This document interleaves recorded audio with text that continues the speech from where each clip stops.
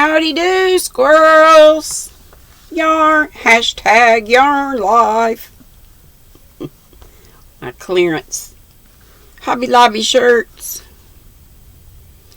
Everybody's been having tummy trouble lately, and I just had another one of those spells. It's been a while since I've had one though, so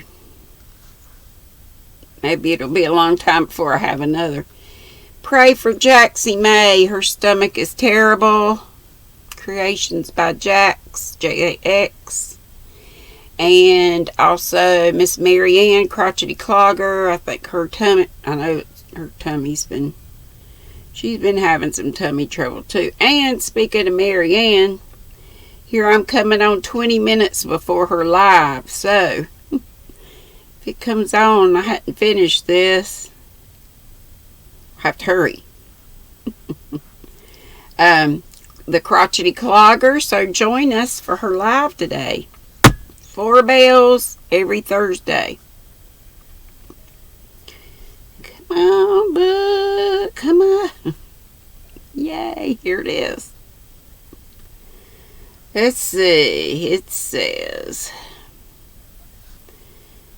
The words Fred is a good fellow, but not at all the man I fancied you would ever like, and Laurie's face when he uttered them kept returning to her as pertinaciously as her own did when she said,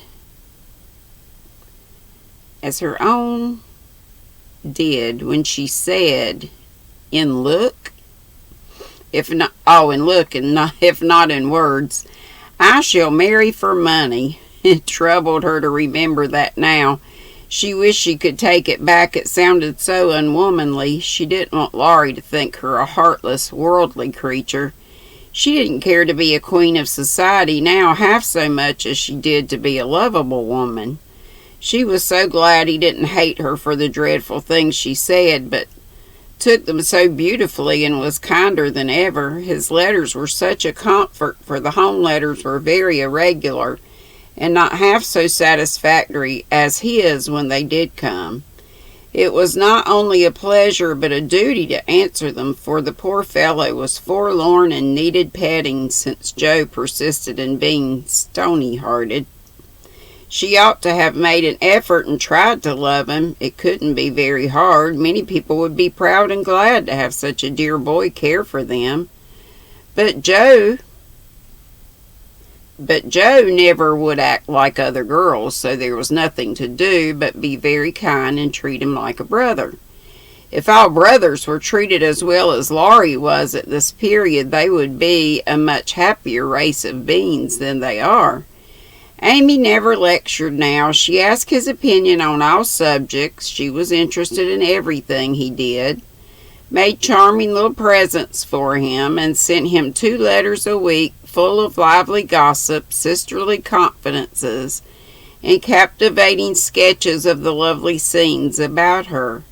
As few brothers are complimented by having their letters carried about in their sisters' pockets, read and reread diligently, cried over when short, kissed when long, and treasured carefully. We will not hint that Amy did any of these fond and foolish things. But she certainly did grow a little pale and pensive. That spring lost much of her relish for society and went out sketching alone a good deal. She never had much to show when she came home, but was studying nature, I dare say, when she sat for hours, with her hands folded on the terrace at Valrosa, or absently sketched any fancy that occurred to her, a stalwart knight carved on a tomb, a young man asleep in the grass with his hat over his eyes, or a curly-haired girl in gorgeous array promenading down a ballroom on the arm of a tall gentleman, both faces being left a blur according to the last fashion in art, which was safe but not altogether satisfactory.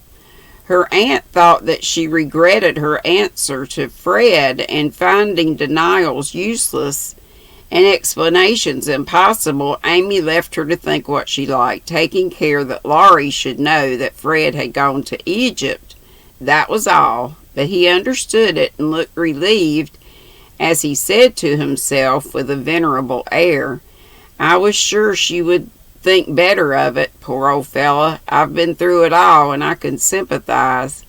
With that he heaved a great sigh, and then, as if he had discharged his duty to the past, put his feet up on the sofa and enjoyed Amy's letter luxuriously. While these changes were going on abroad, trouble had come at home. But the letter telling that Beth was failing never reached Amy, and when the next found her at Vevey, for the heat had driven them from Nice in May, and they had traveled slowly to Switzerland by way of Genoa and the Italian lakes, she bore it very well and quietly submitted to the family decree that she should not shorten her visit, for since it was too late to say goodbye to Beth, she had better stay and let absence soften her sorrow. But her heart was very heavy. She longed to be at home, and every day looked wistfully across the lake, waiting for Laurie to come and comfort her. He did come very soon, for the same mail brought letters to them both, but he was in Germany, and it took some days to reach him. The moment he read it, he packed his knapsack, bade adieu to his fellow pedestrians, and was off to keep his promise, with a heart full of joy and sorrow, hope and suspense. He knew Vevey well, and as soon as the boat touched the little quay, he hurried along the shore to Latour, where the Carrolls were living on pension. The gargoyle was in despair that the whole family had gone to take a promenade on the lake, but no, the blonde mademoiselle might be in a chateau garden. If Monsieur would keep himself the pain of sitting down, a flash of time should present her. But Monsieur could not wait even a flash of time, and in the middle of the speech departed to find Mademoiselle himself. A pleasant old garden on the borders of the lovely lake, with chestnuts rustling overhead, ivy climbing everywhere, and the black shadow of the tower falling far across the sunny water. At one corner of the wide, low wall was a seat, and here Amy often came to read or work or console herself with the beauty all about her. She was sitting here that day, leaning her head on her hand, with a homesick heart and heavy eyes, thinking of Beth and wondering why Laurie did not come. She didn't hear him cross the courtyard beyond, nor see him pause in the archway that led from the subterranean path into the garden. He stood a minute looking at her with new eyes, seeing what no one had ever seen before, the tender side of Amy's character. Everything about her mutely suggested love and sorrow, the blotted letters in her lap, the black ribbon that tied up her hair, the womanly pain and patience in her face. Even the little ebony cross at her throat seemed pathetic to Laurie, for he had given it to her, and she wore it as her only ornament. If he had any doubts about the reception she would give him, they were set at rest the moment she looked up and saw him, for dropping everything, she ran to him, exclaiming in a tone of unmistakable love and longing, "Oh, Laurie, Laurie, I knew you'd come to me." I think everything was said and settled then, for as they stood together quite silent for a moment, with the dark head bent down protectingly over the light one, Amy felt that no one could comfort and sustain her so well as Laurie, and Laurie decided that Amy was the only woman in the world who could fill Joe's place and make him happy. He did not tell her so, but she was not disappointed, for both felt the truth, were satisfied, and gladly left the rest to silence. In a minute Amy went back to her place, and while she dried her tears, Laurie gathered up the scattered papers, finding in the sight of sundry well-worn letters and suggestive sketches good omens for the future. As he sat down beside her, Amy felt shy again and turned rosy red at the recollection of her impulsive greeting. "I couldn't help it. I felt so lonely and sad, and I was so very glad to see you. It was such a surprise to look up and find you, just as I was beginning to fear you wouldn't come," she said, trying in vain to speak quite naturally. "I came the minute I heard. I wish I could say something to comfort you for the loss of dear little Beth, but I can only feel," and he could not get any further, for he too turned bashful all of a sudden, and did not quite know what to say. He longed to lay Amy's head down on his shoulder and tell her to have a good cry, but he did not dare, so he took her hand instead and gave it a sympathetic squeeze. That was better than words. "You needn't say anything. This comforts me," she said softly. "Beth is well and happy, and I mustn't wish her back. But I dread the going home, much as I long to see them. We won't talk about it now, for it makes me cry. And I want to enjoy you while you stay. You needn't go right back, need you?" "Not if you want me, dear." "I do, so much. Aunt and Flo are very kind, but you seem like one of the family, and it would be so comfortable to have you for a little while." Amy spoke and looked so like a homesick child whose heart was full that Laurie forgot his bashfulness all at once and gave her just what she wanted, the petting she was used to and the cheerful conversation she needed. "Poor little soul, you look as if you've grieved yourself half sick. I'm going to take care of you, so don't cry any more. But come and walk about with me. The wind is too chilly for you to sit still," he said, in the half-caressing, half-commanding way that Amy liked, as he tied on her hat, drew her arm through his, and began to pace up and down the sunny walk under the new-leaved chestnuts. He felt more at ease upon his legs, and Amy found it pleasant to have a strong arm to lean upon, a familiar face to smile at her, and a kind voice to talk delightedly for her alone. The quaint old garden had sheltered many pairs of lovers, and seemed expressively made for them, so sunny and secluded was it, with nothing but the tower to overlook them and the wide lake to carry away the echo of their words as if rippled by below. For an hour this new pair walked and talked, or rested on the wall, enjoyed the sweet influences which gave such charm to time and place. And when an unromantic dinner bell warned them away, Amy felt as if she left her burden of loneliness and sorrow behind her in the chateau garden. The moment Mrs. Carroll saw the girl's altered face, she was illuminated with a new idea, and exclaimed to herself, "Now I understand it all. The child has been pining for young Lawrence. Bless my heart, I never thought of such a thing." With praiseworthy discretion, the good lady said nothing, and betrayed no sign of enlightenment, but cordially urged Laurie to stay, and begged Amy to enjoy his society, for it would do her more good than so much solitude. Amy was a model of docility, and as her aunt was a good deal occupied with Flo, she was left to entertain her friend, and did it more than her usual success. At Nice, Laurie had lounged, and Amy had scolded. At Vevey, Laurie was never idle, but always walking, riding, boating, or studying in the most energetic manner, while Amy admired everything he did, and followed his example as far as and as fast as she could.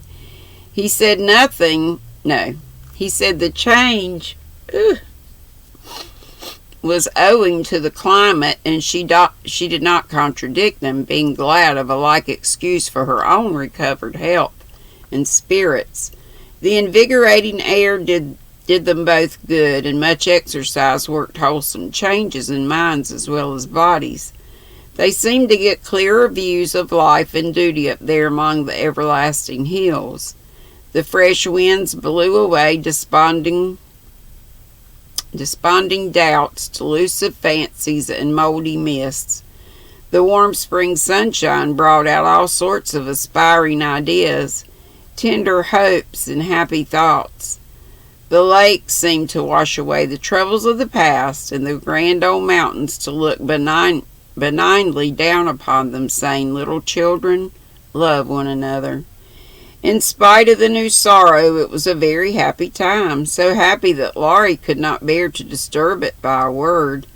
It took him a little while to recover from his surprise at the cure of his first, and as he had firmly believed, his last and only love. He consoled himself for the seemingly disloyal by the thought that Joe's sister was almost the same as Joe's self, and the conviction that it would have been impossible to love any other woman but Amy so soon and so well. His first wooing had been on the tempestuous order, and he looked back upon it as if through a long vista of years with a feeling of compassion blended with regret. He was not ashamed of it, but put it away as one of the bittersweet experiences of his life, for which he could be grateful when the pain was over. His second wooing, he resolved, should be as calm and simple as possible. There was no need of having a scene, hardly any need of telling Amy that he loved her. She knew it without words, and had given him his answer long ago. It all came about so naturally that no one could complain, and he knew that everybody would be pleased, even Joe. But when our first little passion had been crushed, we are apt to be wary and slow in making a second trial, so Laurie let the days pass, enjoying every hour and leaving to chance the utterance of the word that would put an end to the first and sweetest part of his new romance. He had rather imagined that the denouement would take place in the chateau garden by moonlight, and in the most graceful and decorous manner, but it turned out exactly the reverse, for the matter was settled on the lake at noonday in a few blunt words. They had been floating about all the morning from gloomy St. Gingolph to sunny Montreux, with the Alps of Savoy on one side, Mont St. Bernard and the Dent de Midi on the other, pretty Vevey in the valley, and Lausanne upon the hill beyond. A cloudless blue sky overhead, and the bluer lake below, dotted with the picturesque boats that looked like white-winged gulls. They had been talking of Bonnivard as they glided past Chillon, and of Rousseau as they looked up at Clarens, where he wrote his Heloise. Neither had read it, but they knew it was a love story, and each privately wondered if it was half as interesting as their own. Amy had been dabbing her hand in the water during the little piles that fell between them, and when she looked up, Laurie was leaning on his oars with an expression in his eyes that made her say hastily, merely for the sake of saying something, "You must be tired. Rest a little and let me row. It will do me some good, for since you came I've been altogether lazy and luxurious." "I'm not tired, but you may take an oar if you like. There's room enough, though I have to sit nearly in the middle, else the boat won't trim," returned Laurie, as if he rather liked the arrangement. Feeling that she had not mended matters much, Amy took the offered third of a seat, shook her hair over her face, and accepted an oar. She rowed as well as did many other things, and though she used both hands, and Laurie but one, the oars kept time, and the boat went smoothly through the water. "How well we pull together, don't we?" said Amy, who objected to silence just then. "So well that I wish we might always pull in the same boat. Will you, Amy?" Very tenderly. "Yes, Laurie," very low. Then they both stopped rowing and unconsciously added a pretty little tableau, of human love and happiness to the dissolving views reflected in the lake. So Laurie and Amy, we knew it. All right, that's it of chapter, 18? And the next chapter is called All Alone. Let's be getting back to Joe. Okay, it's time before Miss Mary Ann. So I'm going to get out of here, and I hope I see y'all over there. If y'all are seeing this at 4 bells on Thursday. If you're not, set your alarm so you'll get there next week. Love y'all. Be sweet, don't be ugly.